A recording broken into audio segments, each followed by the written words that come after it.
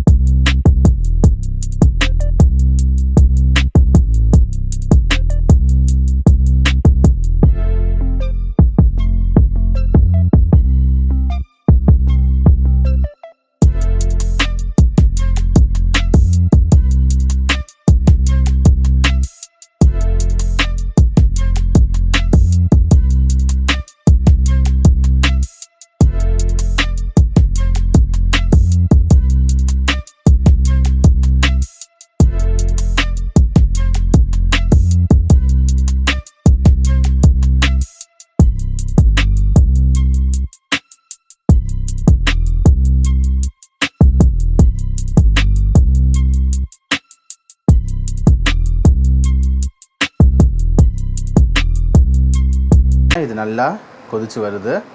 So காயெல்லாம் வெந்துருச்சு. So இந்த மாதிரி கொதிக்கிற டைமில் வந்து கடைசியாக வந்து நான் தேங்காய் அரைச்சி ஊற்றிருக்கேன். நல்லா ஃபைன் பேஸ்ட்டாக அரைச்சிட்டேன்.